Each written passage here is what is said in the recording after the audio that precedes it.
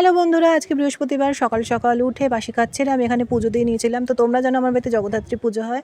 তো এই যেখানটাতে জগদ্ধাত্রী মায়ের পট আর মূর্তি তো বিসর্জন হয়ে যায়। তো আমি চলে গেলাম পুজো দিয়ে রান্নাঘরে গিয়ে আমি এখানে নুন, হলুদ, লঙ্কার গুঁড়ো, লোটে মাছ মাখিয়ে নিলাম। আজকে বানাবো লোটে মাছ। তো তারপরে আমি কড়াইতে সর্ষের তেল দিয়ে তাতে পেঁয়াজ দিয়ে দিলাম। পেঁয়াজটা একটু ভাজা ভাজা হয়ে যাবে। আমি এখানে একটু লবণ অ্যাড করে দেবো যাতে পেঁয়াজটা একটু মজে যায়। তারপরে আমি এখানে আদা বাটা, রসুন বাটা, লঙ্কা বাটা দিয়ে দিলাম। তারপরে আমি এখানে দিয়ে দিলাম হচ্ছে টমেটো দিয়ে একটু কষিয়ে নিলাম। সামান্য চিনি দিলাম যাতে স্বাদটা ব্যালেন্স হয়ে যায়। তারপরে হলুদ গুঁড়ো, লঙ্কা গুঁড়ো, জিরে গুঁড়ো দিয়ে আমি ভালো করে এখানে কষিয়ে নেবো মশলাটাকে। মশলা কষা হয়ে গেলে তারপরে অ্যাড করে দিলাম আলু দিয়ে আরেকটু কষিয়ে নেব। তারপর লোটে মাছগুলো দিয়ে দিলাম। লোটে মাছগুলো দিয়ে দেখবে জল ছেড়ে দিয়েছে। তারপরে এটাকে আমাদের একটু করে নিতে হবে হাই ফ্লেমে।